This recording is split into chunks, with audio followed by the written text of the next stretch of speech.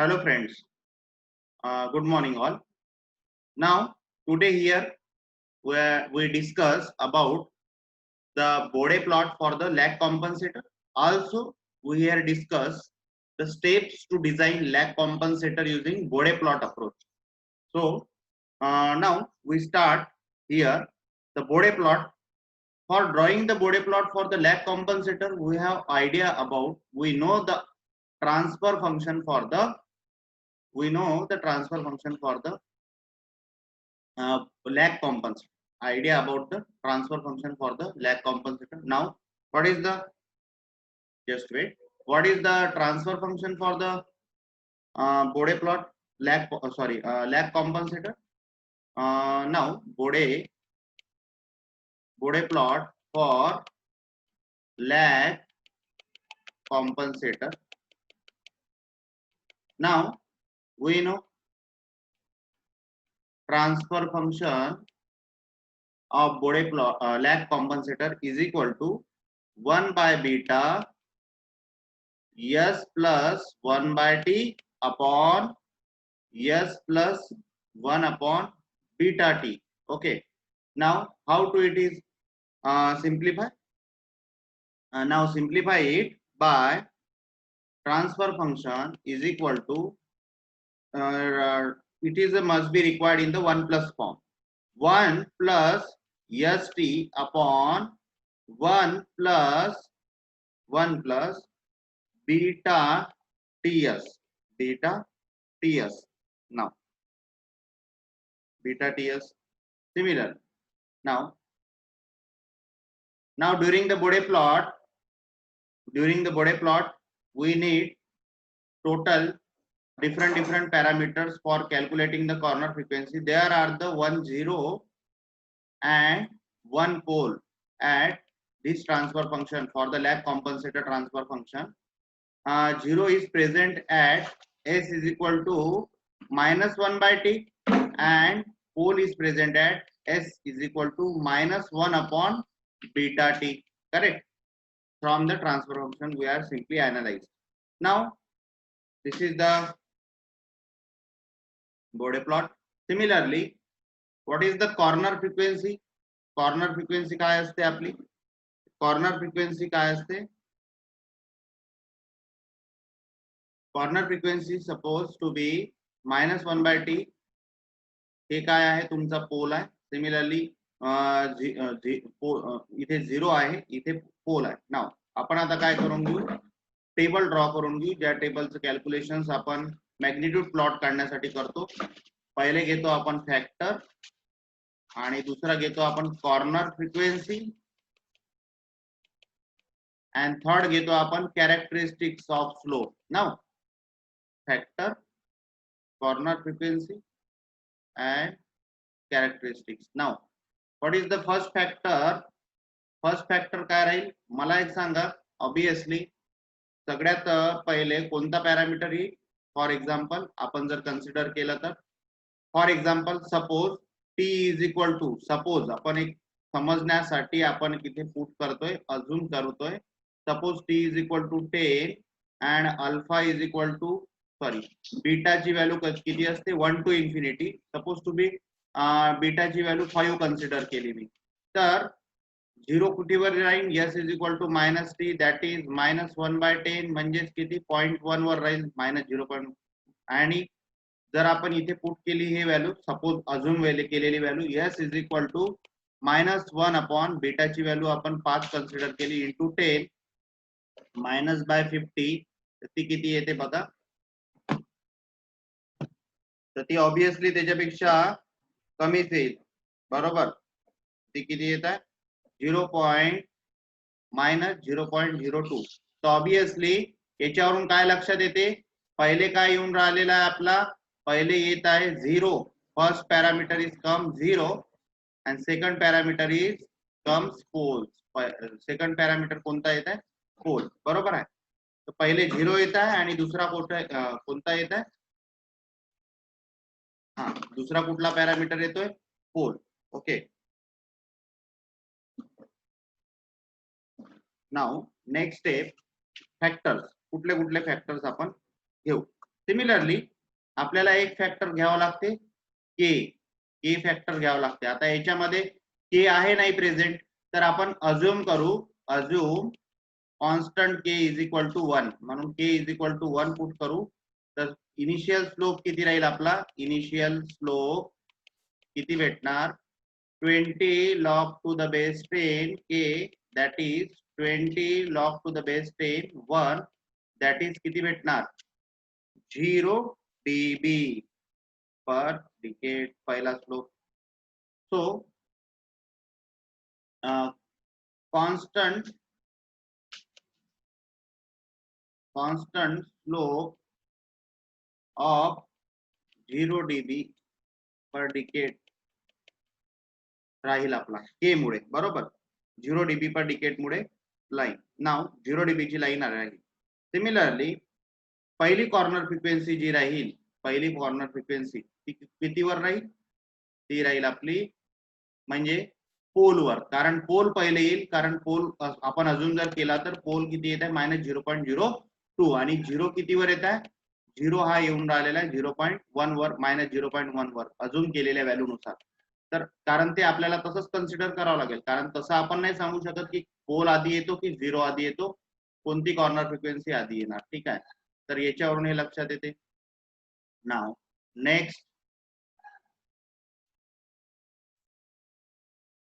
Next parameter पहिला काय येतोय, पोल. पोल कितीवर येतोय, पोल म्हणजे काय, पोल कितीवर आहे, pole is 1 plus beta by TS, म्हणजे 1/1 प्लस बीटा बाय टीएस याच्यावर येतोय pole.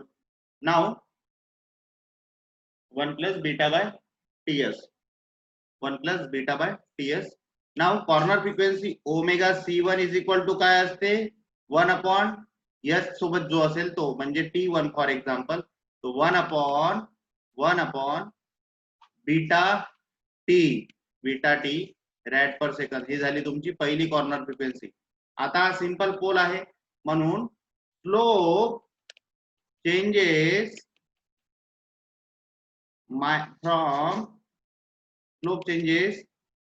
Is -20 dB per decade, कारण हा काय पोल आहे. फ्रॉम कॉर्नर फ्रिक्वेन्सी कितीवरून चेंज होईल, 1/बीटा टी रॅड पर सेकंद पासून चेंज होईल. हा झाला पहिला. नाव आता रिझल्टंट किती राहील, रिझल्टंट स्लोप इनिशियल स्लोप किती भेटला आपल्याला 0 dB पर डिकेड, आणि आता किती आहे -20 dB per decade. Present plus initial, initial plus present. Initial किती आहे 0, प्रेझेंट किती आहे -20, तर रिझल्टंट किती भेटणार -20 dB पर डिकेड. कुठून भेटणार तो resultant, corner frequency omega C1 1/बीटा T.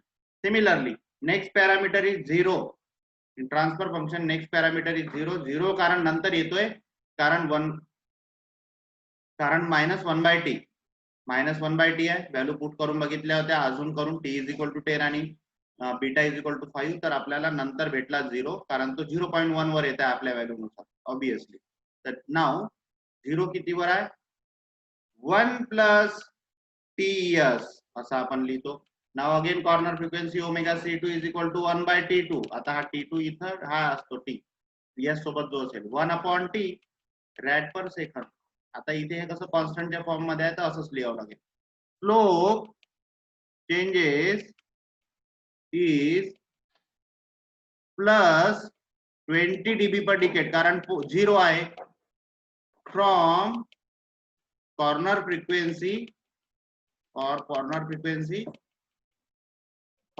frequency 1/t rad per second, for corner frequency 1/t rad per second. Now resultant slope किती राहील, resultant slope is equal to present किती आहे, previous किती होता, previous होता -20, कारण याचा previous म्हणजे हा आणि याचा previous म्हणजे याच्यावरचा 0 dB. प्रीवियस किती होता, इनिशियल -20, आता किती आहे प्रेझेंट +20, तर किती झाला रिझल्टंट 0 dB पर डिकेड. तर 0 dB पर डिकेटनी स्लोप चेंज होईल कुठून कॉर्नर फ्रिक्वेन्सी 1/t. अजून आता पॅरामीटर आहे का याच्यामध्ये? कुठलाच पॅरामीटर याच्यामध्ये नाही आहे, कारण दोनच पॅरामीटर होते. एक होता पोल 1 प्लस बीटा टीएस आणि दुसरा होता 0 1 प्लस टीएस आणि कॉन्स्टंट के पॅरामीटर नव्हता म्हणून तो आपण घेतला, कारण इनिशियल स्लोप आपल्याला जनरेट करण्यासाठी के ची व्हॅल्यू माहिती पाहिजे. नाव आपण आता काय करणार, मॅग्निट्यूड प्लॉट ड्रॉ करून घेऊ. मॅग्निट्यूड प्लॉट साठी एकतर तुम्ही सेमीलॉग पेपर यूज करू शकता किंवा सिंपल याच्यावर समजून घेऊ शकता. मी इथे सेमीलॉग पेपर यूज केलेला आहे कारण कन्सेप्ट समजण्यासाठी.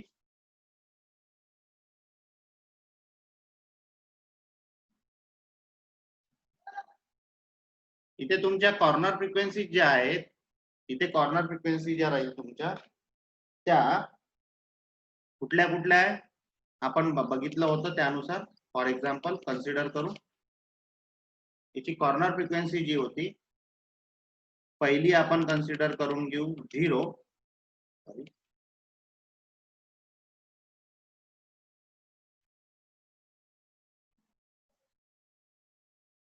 याची आपण कॉर्नर फ्रिक्वेन्सी कन्सिडर करून घेऊ 0.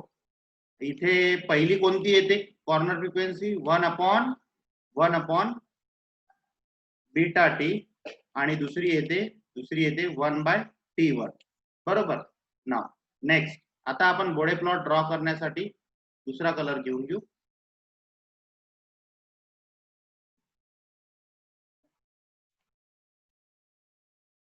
रेड कलर, म्हणजे जो डार्क रेड कलर मध्ये असेल तो आपला मेन बोडे प्लॉट राहील. नाव बोडे प्लॉट साठी आपण आता कॅल्क्युलेशन्स बघू. आपले काय कॅल्क्युलेशन्स होते?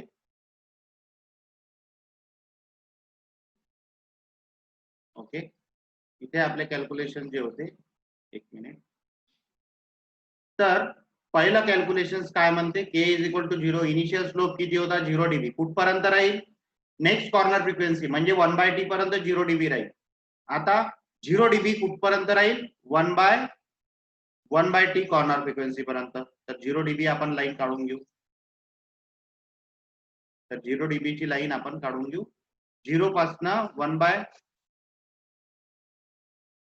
नेक्स्ट कॉर्नर इथे आपलं चुकलेलं आहे, पहिलं येईल.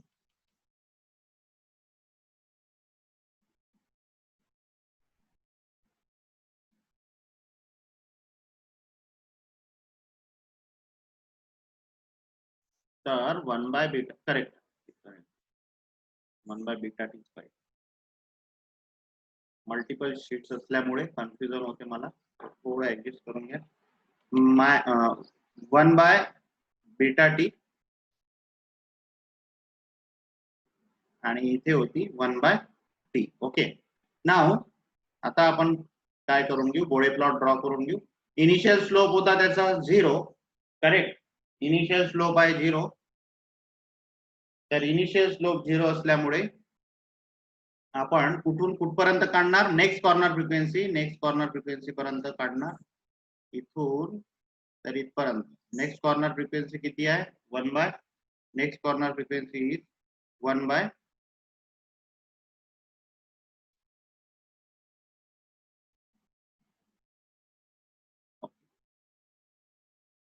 तर नेक्स्ट कॉर्नर फ्रिक्वेन्सी आपण काढली इथे.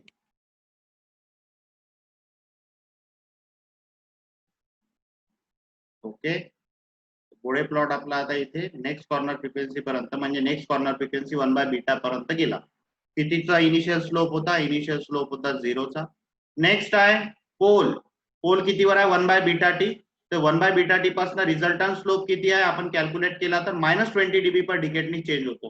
तर -20 dB पर डिकेटची लाईन ही आपल्याला पॅरलल काढावं लागते. -20 dB पर डिकेटची लाईन आपल्याला पॅरलल काढावं लागते -20 dB च्या लाईनला. कुठपर्यंत? नेक्स्ट कॉर्नर फ्रिक्वेन्सी म्हणजे कुठली? 1/t पर्यंत. ते बघू आपण, काढून घेऊ. 1/t पर्यंत काढावं लागेल. नाव परत आता इथून आपण नेक्स्ट कॉर्नर फ्रिक्वेन्सी -20 dB पर डिकेटच्या लाईनला काढू आणि ते कुठपर्यंत ओढत नेऊ? इथपर्यंत 1/t च्या लाईन पर्यंत. तर सेट स्क्वेअरचा यूज करून पॅरलल लाईन्स काढून घ्यायच्या. नाव नेक्स्ट सिमिलरली आता नेक्स्ट कॉर्नर फ्रिक्वेन्सी तुमची कुठून चेंज होत आहे 1/t पासून कितीनी चेंज होत आहे रिझल्टंट हा 0 dB चा आहे म्हणून लाईन परत कशी होईल 0 dB ची होईल परत इथून लाईन कितीने जाईल 0 dB ची होऊन जाईल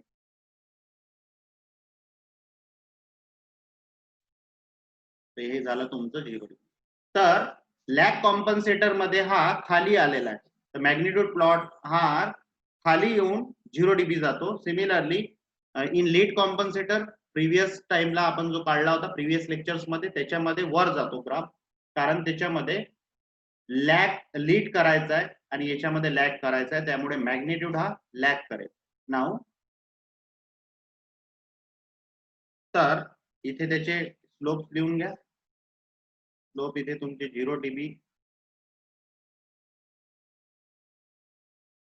इथे तुमचा -20 dB चा राहील आणि इथे तुमचा 0 dB पर डिकेड चा राहील ठीक आहे 0 dB पर डिकेड चा राहील तर अशा पद्धतीने तुमचे स्लोप्स राहतात नाव हे झालं तुमचं Bode magnitude plot for the lag compensator नाव फेजर प्लॉट कसा काढतात फेजर प्लॉट साठी बघा फेजर प्लॉट एक्झॅक्टली जसा आपण याच्यामध्ये काढला होता during that conditions during that lead कॉम्पन्सेटरच्या वेळेस जो काढला होता तसाच काढायचा आहे सिम्पली त्याच्यात काय करायचं आहे आपल्याला फक्त जिथून तो लीड कॉम्पन्सेटर लॅग करत आहे जसं आता आपण इथे अँगल्स घेतलेले आहे -90 -120 -160 तर इथे अँगल जे राहतील पहिला वाला तुम्ही घेऊन घ्या 0 dB चा नेक्स्ट वाला तुम्ही घेऊन घ्या 0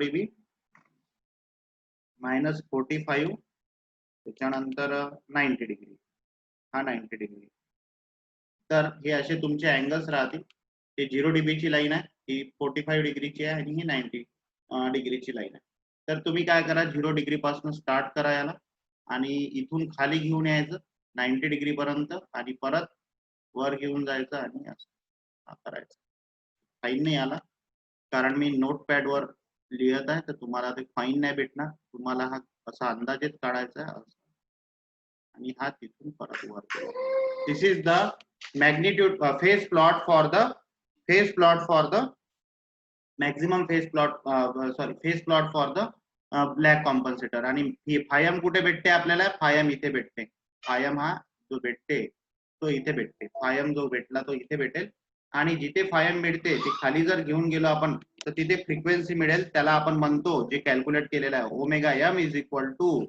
1/t under root of beta हे आपण कॅल्क्युलेट केलेलं आहे बीटा ठीक आहे 1 omega M is equal to 1/t under root of beta आपण जे कॅल्क्युलेट केलं होतं maximum phase angle versus beta relationship omega M is equal to 1/t beta आणि फायम कुठे भेटते इथे कारण इथे मॅक्झिमम फेज काय झालेला आहे लॅग करत आहे म्हणून याला मॅक्झिमम फेज अँगल फायम म्हणतात तेवढा मॅक्झिमम त्यांनी लॅग केलेला आहे मॅक्झिमम 90 डिग्री पर्यंत तो लॅग करतो तर ही 90 डिग्रीची लाईन सपोज आहे सॉरी ही मॅक्झिमम 90 डिग्रीची जर लाईन असेल तर इथपर्यंत तो लॅग करेल तर फायम हा दिलेला आहे फायम वर जिथे फायम अचीव होत आहे ती फ्रिक्वेन्सी जर आपण खाली आणली किंवा ती लाईन जर खाली आणली तर खालच्या ऍक्सिस वर आपल्याला जी फ्रिक्वेन्सी ओमेगा एम मिळेल कारण ओमेगा एम म्हणजे फायम वर फायम आपल्याला मॅक्झिमम फ्रिक्वेन्सी ओमेगा एम वर मिळते आणि ओमेगा एम आपण ऑलरेडी कॅल्क्युलेट केलेला आहे तर त्याची व्हॅल्यू किती आहे 1/t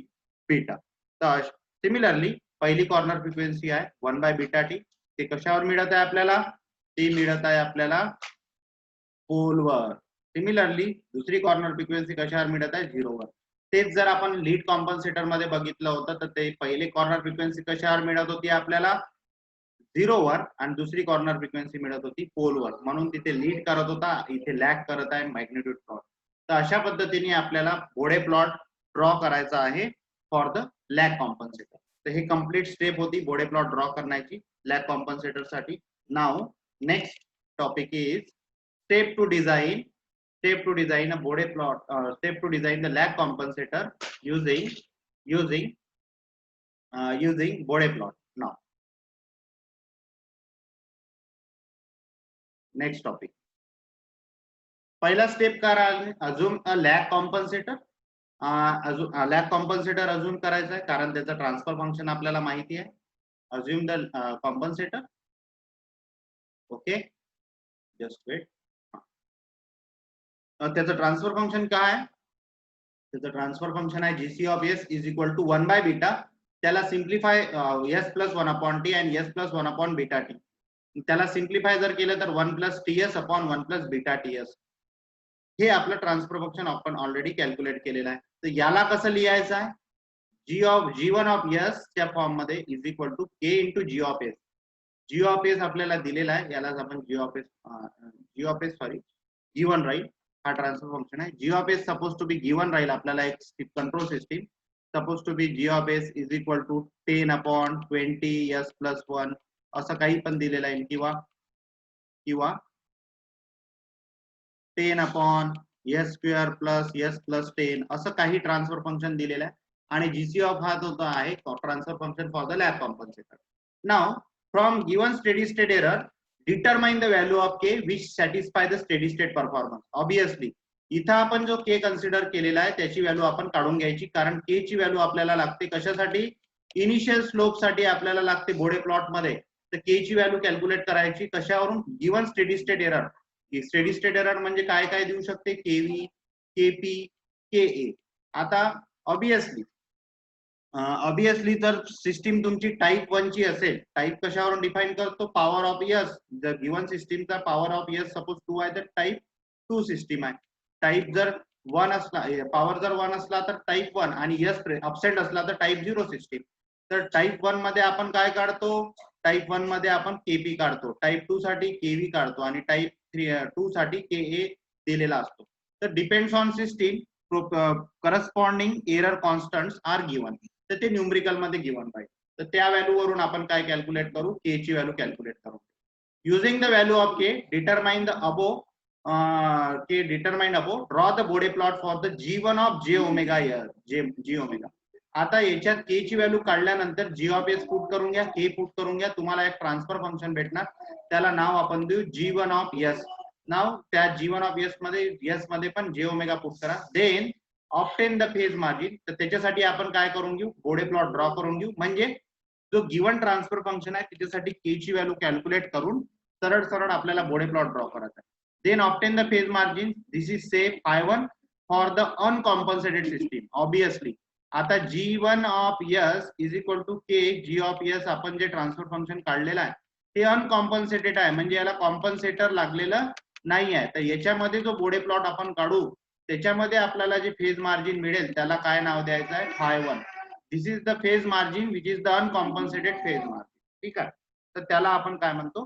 phi1. स्टेप्स आता लक्षात थोड्या समजून घ्या. फक्त जेव्हा आपण न्यूमरिकल सॉल्व्ह करू परत या स्टेप्स आपण रिकॉल करू, पण सगळ्यांनी लक्ष द्यायला पाहिजे. Next step. Generally phase margin is the specified असते. फेज मार्जिन स्पेसिफाईड म्हणजे काय? मला एवढी फेज मार्जिन पाहिजे असं दिलेलं असते न्यूमरिकल मध्ये. Let phi of S consider करायचं. फेज मार्जिन स्पेसिफाईड म्हणजे जेवढी फेज मार्जिन त्या न्यूमरिकल मध्ये पाहिजे आहे, पण ऍक्च्युअली किती मिळाली आपल्याला? phi1 आपण काय केली? बोडे प्लॉट ड्रॉ केल्यानंतर आपल्याला किती मिळाली? अनकॉम्पन्सेटेड मध्ये phi1 मिळाली. पण आता ते किती मिळेल बघू. ते आता आपल्याला किती गिवन किती आहे न्यूमरिकल मध्ये? phi1 phi s phase margin specified दिलेली आहे. Then need to determine phi2 आपल्याला कॅल्क्युलेट करायचं आहे. phi2 is equal to phi s plus zeta. phi2 म्हणजे काय? एक अशी मार्जिन जेवढी आपल्याला अचीव करायची आहे. आता phi s सोबत झीटा काय केला? phi s काय गिवन आहे? सपोज phi s हा 40 दिलेला असेल, 40 degree. Then zeta is the margin of safety. कारण आपण बोडे प्लॉट हाताने ड्रॉ करतो due to the human error.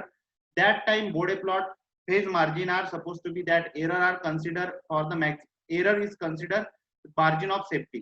तर त्या मार्जिन ऑफ सेफ्टीला कितीची रेंज असते? 5 to 15 डिग्री आपण अज्युम करू शकतो. ते अज्युम करायचे आहे during numerical. The zeta compensator for the phase lag of the lag compensator. Now step 4.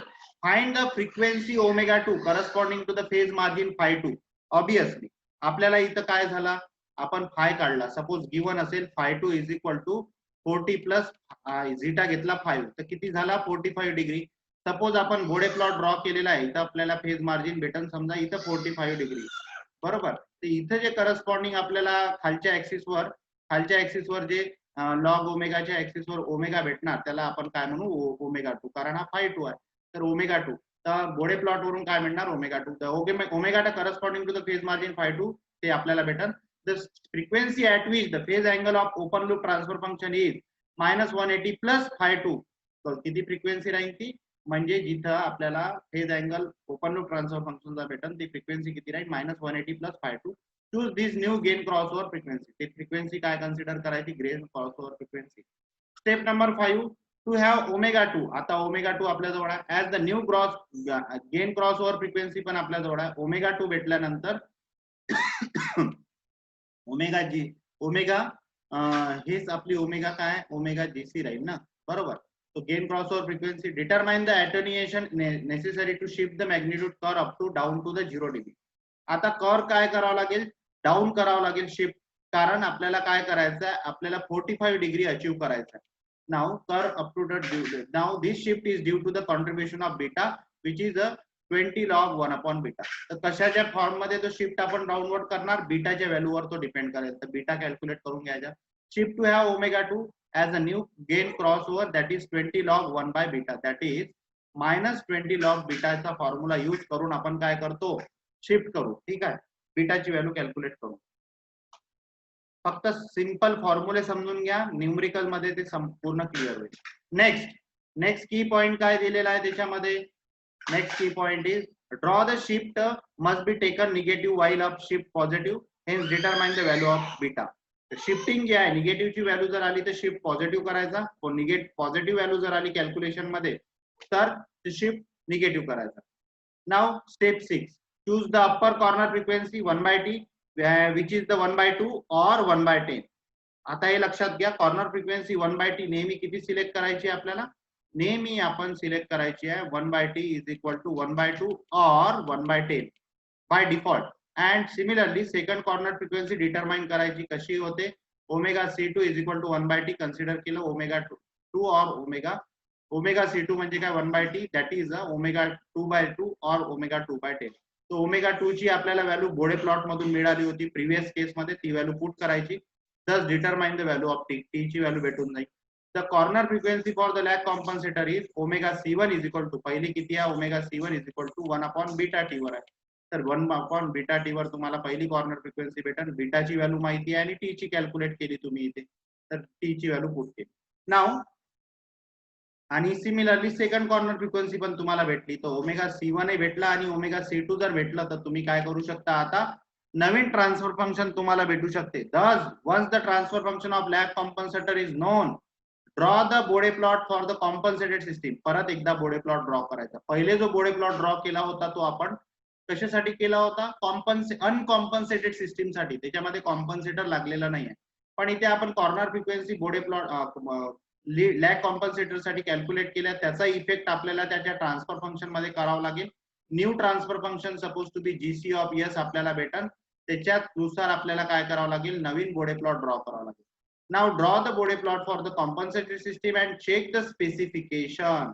If the specification are not satisfied. आता स्पेसिफिकेशन म्हणजे कोणते, phase margin, gain crossover frequency, phase crossover frequency, जे numerical मध्ये दिलेलं आहे की आम्हाला एवढी फेज मार्जिन पाहिजे, गेन मार्जिन पाहिजे, खरंच तेवढी फेज मार्जिन किंवा गेन मार्जिन आपला ह्या नवीन ट्रान्सफर फंक्शन नुसार बोडे प्लॉट ड्रॉ केला तर त्याच्यामध्ये मिळत आहे की नाही ते बघून घ्या, ट्राय चेक करा. ई स्पेसिफिकेशन आर नॉट सॅटिस्फाईड, पण स्पेसिफिकेशन गिवन स्पेसिफिकेशन एवढे नसेल, म्हणजे जेवढं आपल्याला पाहिजे आहे तेवढं नसेल, repeat the design by modifying the zero pole location. मग डिझायनिंग काय करावं लागते, परत रिपीट करावं लागते, झिरो आणि पोलची लोकेशन चेंज करावं लागेल. त्यामुळे फेज मार्जिन आणि गेन मार्जिन पण चेंज होईल बोडे प्लॉटची and of the compensator till the satisfactory result is offer. कधीपर्यंत करायचं आहे, जोपर्यंत आपल्याला सॅटिस्फॅक्टरी रिझल्ट भेटत नाही. जसं गिवन न्यूमरिकल मध्ये आहे फेज मार्जिन स्पेसिफाईड आहे 50 डिग्री आणि आपल्याला सपोज कॉम्पन्सेटेड बोडे प्लॉट सेकंड बोडे प्लॉट काढला तर फेज मार्जिन भेटली समजा 40 डिग्री, तर आपल्याला जवळपास 45 ते 50च्या मधात भेटली पाहिजे. तेव्हा आपण म्हणू शकतो की रिक्वायर्ड स्पेसिफिकेशन नुसार जे रिक्वायरमेंट आहे त्याच्यानुसार आपल्याला बा बोडे प्लॉट डिझाईन झालेला आहे किंवा लॅग कॉम्पन्सेटर डिझाईन झालेला आहे. तर त्यासाठी आपल्याला काय करावं लागते, पोल आणि लो झिरोची लोकेशन चेंज करावं लागते. त्यामुळे काय होते, मॅग्निट्यूड प्लॉट हा शिफ्ट होईल किंवा चेंज होईल, जो काही आहे त्याची लोकेशन चेंज होईल.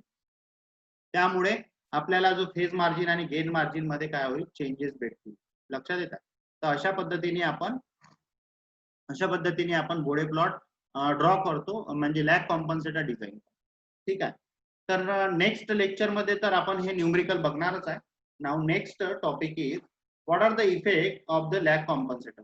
लॅग कॉम्पन्सेटरचा इफेक्ट काय होते, त्याचे लिमिटेशन्स काय आणि इफेक्ट काय होतो. म्हणजे सिस्टीम मध्ये जर आपण ते लॅग कॉम्पन्सेटर, कुठल्याही कंट्रोल सिस्टीम मध्ये जर आपण लॅग कॉम्पन्सेटर यूज केलं तर ते आपल्याला किती, म्हणजे काय त्याची चेंजेस होतात सिस्टीम मध्ये ते आपण बघू शकतो. जसं की lag compensator allow high gain at low frequency, thus it is basically a low pass filter, hence it is improve the steady state performance.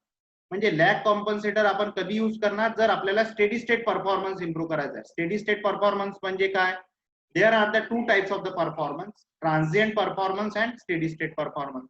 Suppose to be for example एखादी system असेल, बरोबर, एखादी सिस्टीम असेल, त्याचं जर performance आपण कसं बघतो, एखादा ग्राफ बघतो, हे आपली सिस्टीम अशी ऑसिलेट करते आणि मग नंतर काही वेळेनंतर स्टेबल होते, बरोबर. तर या इनिशियल कंडिशनला आपण काय म्हणतो, ट्रान्झिएंट कंडिशन.